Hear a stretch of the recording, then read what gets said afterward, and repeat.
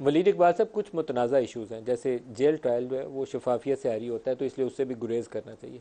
9 मई को जो बराह रास्त कोई आतिशजनी में, ऐसे वाक़यात में, तोड़ फोड़ में, GHQ या कोर कमांडर हाउस अटैक के अंदर मुलवस हो, या बेस के ऊपर अटैक में या जलाओ घिराव में मुलवस हो, उसके ऊपर राय तो नहीं हो सकती, लेकिन तरीक़ाकार ऐसा होना चाहिए कि उसे कोई क्वेश्चन ना करे। अभी मुझे लगता नहीं है कि आपके जो बाकी सियासी साथी हैं तो दूसरी जमातों से, लेकिन वो इस इशू पे आपका साथ देने के मूड में मुझे नज़र नहीं आते। थैंक यू वेरी मच जी। आपने इसी बात पर मुझसे दोबारा सवाल शुरू किया, क्योंकि वक्फे से पहले जो मैं बात करना चाह रहा था वो उसका हिस्सा थी जो मैं अब कर लीजिए। मुझे बड़ा अच्छा मौका दिया, बहुत शुक्रिया। मैं बताना ये चाह रहा था कि ये रेलेवेंट नहीं है कि दूसरी सियासी जमातों के लोग इस बारे में क्या राय रखते हैं। मैं बताना ये चाह रहा था कि जो 2 चीज़ें आड़े आएंगी वो आएगी। नंबर 1, हमारे आइन का आर्टिकल 10A, वो कहता है कि जी हर एक को एक फेयर ट्रायल, हर ना सिर्फ पाकिस्तान के शहरी को, पाकिस्तान की सरजमीन पे कोई भी हो, उसको फेयर ट्रायल और ड्यू प्रोसेस का एक बुनियादी हक हासिल है। अब फेयर ट्रायल क्या है और ड्यू प्रोसेस क्या है, इसकी तशरीह हमारी अदालत आलिया यानी कोर्ट, हाई कोर्ट्स और सुप्रीम कोर्ट ऑफ पाकिस्तान, अदालत उज़्मा, उसमें हतमी फ़ैसला रखती है। तो एक तो ये आड़े आएगा जेल ट्रायल्स के ऊपर, और ख़ास तौर पर जो इस पैमाने पर किए जा रहे हैं, जिस तरह से अब डिस्ट्रिक्ट वाइज पंजाब हुकूमत ने कर दिया है, मुझे लगता यही है। पहले मैं बात मुकम्मल कर लूँ। दूसरी कौन सी चीज़ आड़े आएगी वो ये है कि अक़वाम मुत्तहिदा का 1966 का एक बैनुल-अक़वामी मुआहदा है जिसका नाम है International Covenant on Civil and Political Rights, ICCPR 1966 का। पाकिस्तान ने 2010 की जून में उसको अपने मकामी कानून का हिस्सा बना लिया।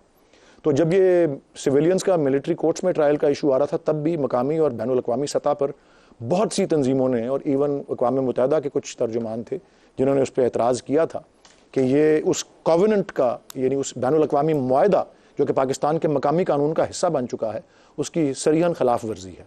मुझे लगता है कि यही आर्ग्यूमेंट जो है इस किस्म के गैर शफाफ ट्रायल्स पे जो कि जेल के अंदर हो रहे हैं, और इसको ऑलरेडी चैलेंज जो किया हुआ है हमारे चेयरमैन ने और वाइस चेयरमैन ने, जो कि चल रहा है ऑलरेडी अडियाला जेल में ट्रायल, उस पर तो अब उसको और तक़वियत मिल सकती है इस केस को, आइनी आर्ग्यूमेंट को, और बैनुल-अक़वामी मुआहदे से जो हवाले से जो आर्ग्यूमेंट है। मैं प्रोग्राम के एंड पे आ गया हूँ वलीद साहब, एक ब्रीफ सा अगर आपसे मुझे रिप्लाई मिल जाए, क्या ये मौका नहीं है कि कोई मुफाहमत की, सियासी लोग बात करें आपस में, बिगर पिक्चर में, बड़े सियासी जो आपके रहनुमा हैं वो अक्रॉस द पार्टी लाइन वो मुफाहमत की बात करें ताकि पाकिस्तान के लिए आइंदा का रास्ता खुले? बिल्कुल जी, और मुफाहमत इस हवाले से होनी चाहिए। पॉलिटिकल पार्टीज़ कभी मुफाहमत का दरवाज़ा बंद नहीं करती, और इस के हवाले से मैं जवाब मुख्तसर ही दे देता हूँ कि एक सवाल उठाया गया ना कि पाकिस्तान क्यों बनाया गया था। बानियाने पाकिस्तान ने पाकिस्तान को बनाया था ताकि यहाँ कानून की हुक्मरानी और आइन की बालादस्ती हो, और पाकिस्तान एक सिर्फ और सिर्फ फ़कत एक आइनी जद्दोजहद, एक पुरअमन जद्दोजहद, कोई बंदूकें, कोई टैंक नहीं इस्तेमाल हुए थे, उसके नतीजे में वजूद में आया। इस तरह के आगे वे फॉरवर्ड आइनी तरीका हो, जमहूरी तरीका हो, एक फलाही रियासत का तरीका हो, वो ख्वाब देखा था अल्लामा इकबाल ने, और उसी की ताबीर जो है कायद आज़म मोहम्मद अली जिन्ना, अल्लाह ताला उनको ज़्यादा ज़िंदगी देता तो शायद हम इस तरह उसको ज़्यादा बेहतर रियासत बना सकते।